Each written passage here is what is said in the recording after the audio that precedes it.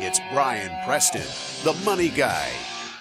Chris on YouTube says, I recently rolled over my 401k to a new employer, and I have about $300K sitting in stable value fund. When and how should I invest it? Should I do a lump sum? Should I dollar cost average it? What should he do with this big sum of money that was just rolled over? So this is interesting because you guys know we talk about lump sum versus dollar cost averaging, all the research that's behind it. Historically, lump sum is always better than dollar cost averaging because, let's face it, markets go up 8 out of 10 years. More than likely, it's better to put that money in. We always say, though, but if it's a big enough lump of sum, maybe you should dollar cost average it so you can smooth out any volatility that might be coming. There's a big asterisk that I put on that, though. And the fact that, like, we're going through a 401k transition right now, even with our own plan here. We are. The big asterisk is if that money was fully invested and now it's because it was just rolled over and there was like a week that you had to put it in cash so you could transfer, do a trustee to trustee transfer over to a new employer's plan. I don't love the idea of taking something that was fully invested and then taking it to cash and then dollar cost averaging it into it. You know, maybe you'll get lucky, but that's completely different than somebody who comes into cash and you're trying to figure out how you get that fully invested. I would like fully invested money to transfer over fully invested because that was money that was already in your army of dollar bills, already working. Just like when our plan comes out of this blackout period where the money transfers over, it's going to be mapped. It's going to be ported. That's where, right. What was the equivalent of this fund will be bought into the equivalent of this fund, and it will stay fully invested, even though there might be 3 or 4 days where it's actually in transit. That's what I would want that money back to working as fast as possible. It's when you sell land. It's when you sell a business, when you come into a lump sum through an inheritance or a cash winnings. Sure. That's the type of life-changing money that I want you to ease into the market, usually over a 10 to 12 month period, whereas fully invested money, you're getting into market timing, which that makes me a little nervous. So he asked a question, lump sum or DCA, and also how do I invest it? I'm going to answer how to invest that, but I don't want to go off of lump sum or DCA because I do have a question for you. So the Vanguard study came out and it said that, lump sum generally outperforms, but the outperformance is sort of negligible over the long term, and DCA might help you stay the course. And like 10 to 12 months is a good time to do that.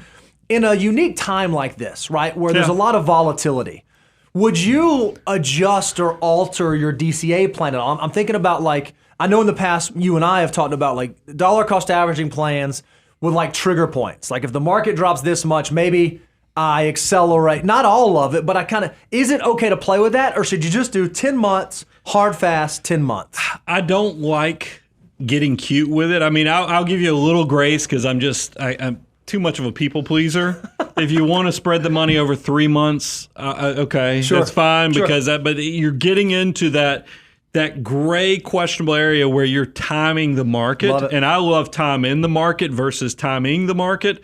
So I'll give you the grace if you want to emotionally, you know how you are and you're like, oh man, I'm going to feel horrible if this $300,000 craters 10% next month. Okay, make yourself feel better over 3 months.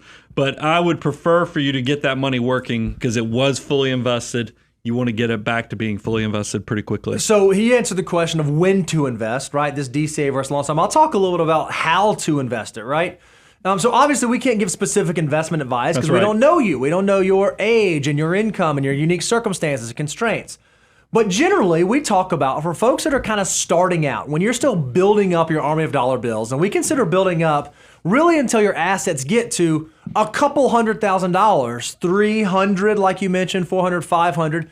We think that low-cost index funds, specifically low-cost target retirement index funds, are a great solution because all you have to do is answer 2 questions.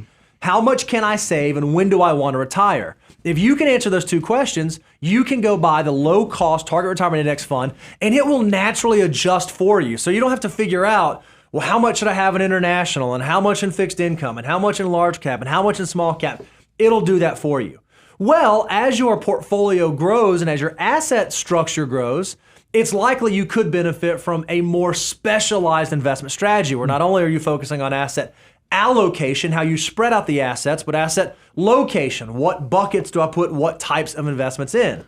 So if this $300,000 is all of your investment portfolio, there's a good chance that something simple like a target retirement index fund might make sense.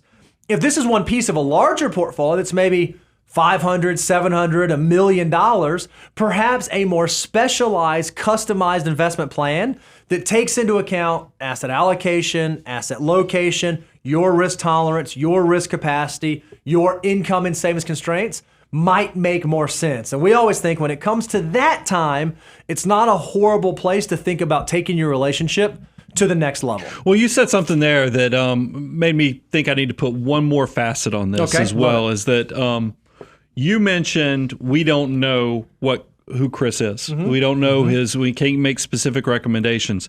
When the question was posed to me, I immediately thought about kind of like our listener avatar, which is 25 to 45 years of age, somebody who's probably got at least another decade to 2 decades of working. So that's why I was like, yeah, get it back to working. But it is one of those things, because you talked about asset allocation and other things. If Chris is somebody who's approaching retirement in the next 3 to 4 years, your asset allocation is going to look completely different.